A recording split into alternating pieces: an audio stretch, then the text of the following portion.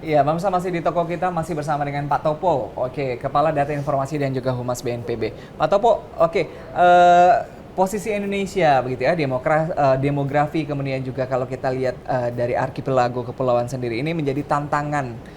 Oke, tantangan BNPB sendiri begitu ya untuk wilayah dan juga demografi Indonesia bagaimana Pak? Yang Ya, dilihatnya. Indonesia itu sebenarnya di antara berkah dan musibah. Mhm. Dengan kondisi bentuk kepulauan, Oke. berada di wilayah tropis, Mhm. dan 2/3 adalah wilayah laut, maritim, tentu memberikan berkah. Mhm. Di Indonesia kalau kita melihat sumber daya alam, kita selalu berada di ranking-ranking depan, baik tambang maupun bukan ya, seperti sawit dan sebagainya. Ya karena memang alamnya subur. Oke. Yang terbentuk subur itu karena adanya tatanan geologi tadi, erupsi gunung, ada gempa yang akhirnya menghasilkan bahan-bahan tambang yang sangat kaya sekali.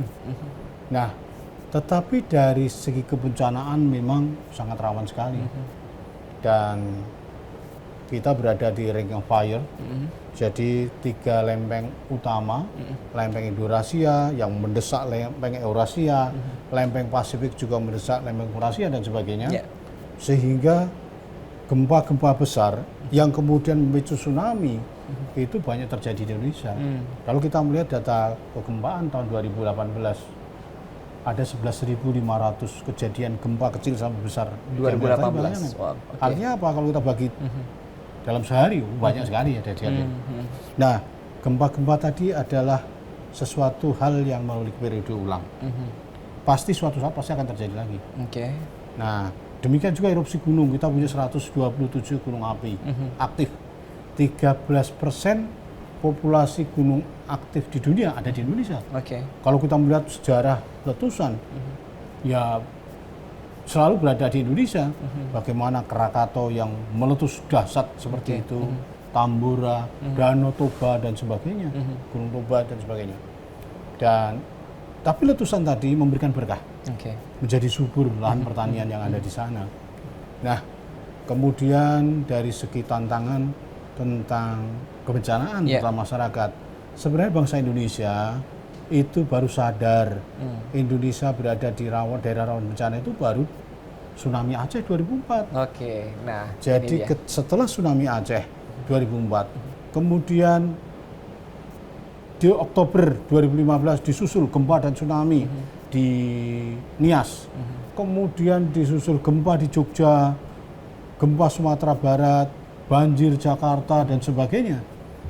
Akhirnya membangkitkan, ada timbul kebangkitan nasional jilid kedua tentang arti pentingnya bencana. Akhirnya tahun 2007 ditetapkan Undang-Undang Penanggulangan Bencana yang mengatur sedemikian komprehensif. Pra bencana, tanggap darurat, pasca bencana, dan kita fokus lebih banyak di pra bencana, yaitu mitigasi, pengurangan risiko bencana dan sebagainya. Kemudian 2008 lahirlah BNPB, diikuti BPBD di provinsi maupun kabupaten kota. Sudah ada hampir 520. Tetapi ya tadi kapasitas masih terbatas. Masyarakat juga masih rendah. Tingkat kesiapsiagaan itu masih rendah. Kita belum siap menghadapi bencana-bencana yang besar. Masyarakat dan Pemda belum siap menghadapi tadi. Kemudian mitigasi bencana juga belum menjadi prioritas di dalam pembangunan, terutama di daerah. Anggaran penanggulangan bencana sangat kecil sekali. Itu tadi dari kacamata Pak Topo melihat begitu ya, bahwa dengan kondisi Indonesia yang banyak keberkahan dan juga memiliki resiko yang besar begitu ya terkait bencana, seharusnya ini menjadi begitu ya, menjadi ukuran ya bagi pemerintah nasional dan juga pemerintah daerah untuk melakukan pembenahan tata ruang. Ya, setuju betul. Ya Pak ya? Ya. Jadi kalau kita melihat ya, memang ya bencana itu kan alam ya. Sebenarnya selama tidak menimbulkan korban, kita tidak mengenal istilahnya bencana. Namun yang terjadi, masyarakat itu tinggal di daerah rawan bencana.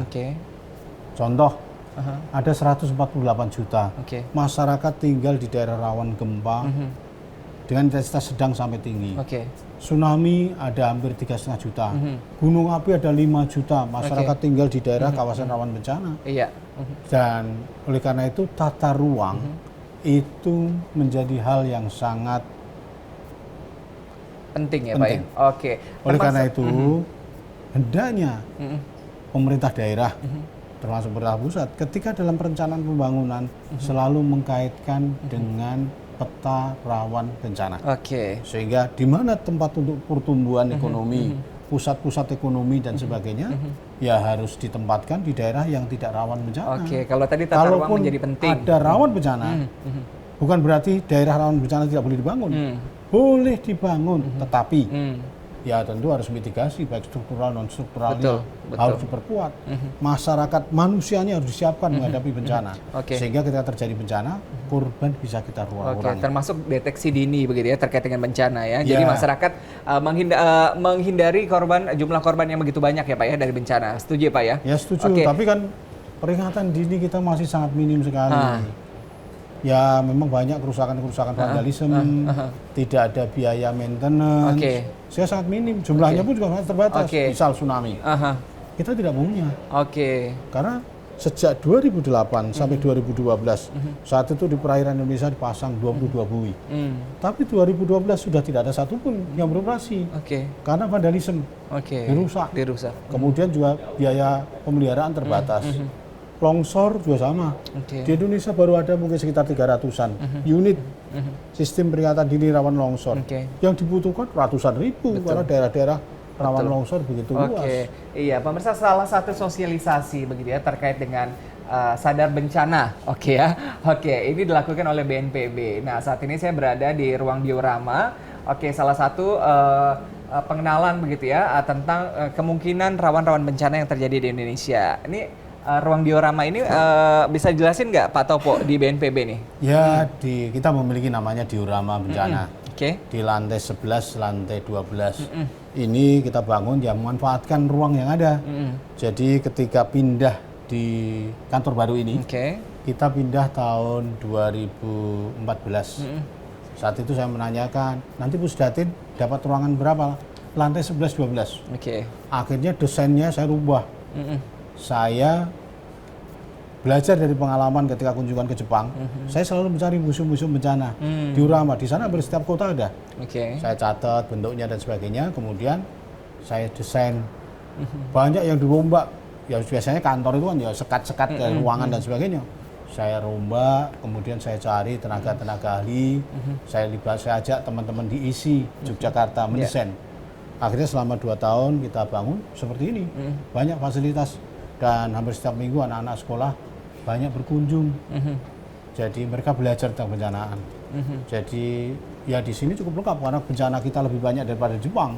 Otomatis kita juga terbatas. Nah kalau seandainya ya di daerah-daerah rawan bencana itu di masing-masing kabupaten kota, mereka khusus membangun semacam museum bencana, diorama bencana, pasti akan bermanfaat. Oke. Di situ menjadi tempat pusat pendidikan masyarakat, warga masyarakat mengenai tentang kebencanaan. Apakah kita tinggal di daerah bencana? Jenisnya apa? Antisipasinya apa yang kita lakukan? Itu seandainya dilakukan pasti bermanfaat. Namun kenyataannya tidak ada. Oke, Pak Topo bicara mengenai kesadaran masyarakat. Tentunya sebagai saya bisa katakan begitu ya pejuang, pejuang sadar bencana sendiri begitu ya. Oke, impian apa sih Pak begitu ya dari Pak Topo sendiri begitu yang belum terrealisasi sampai sekarang? Ya tentu kalau dari kebencanaan kita ingin masyarakat dan bangsa Indonesia yang tangguh dari bencana. Oke.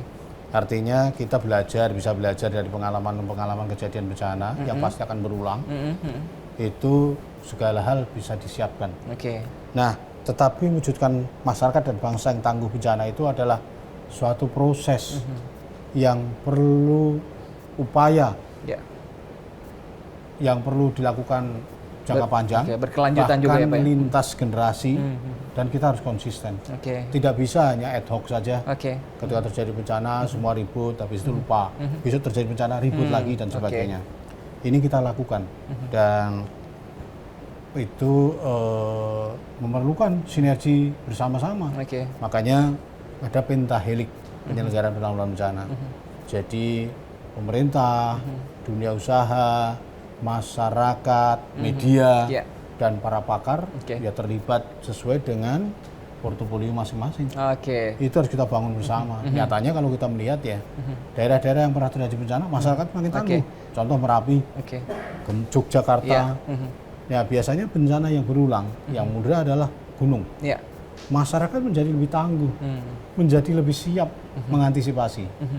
Begitu dulu sulit sekali mengevakuasi masyarakat sekitar Merapi. Namun belajar dari pengalaman Merapi 2010 yang begitu dahsyat, saat ini sudah siap. Tanpa diperintah pun mereka sudah tahu harus mengungsi kemana, apa yang harus dilakukan. Sinabung juga sama. Sinabung itu 1200 tahun gunungnya tidak meletus. 2010 meletus sampai dengan ya sekarang lah. Dulu masyarakat begitu panik, takut sekali. Tapi sekarang tahu letusan itu mereka tetap santai aja, karena sudah tahu antisipasi apa yang harus dilakukan.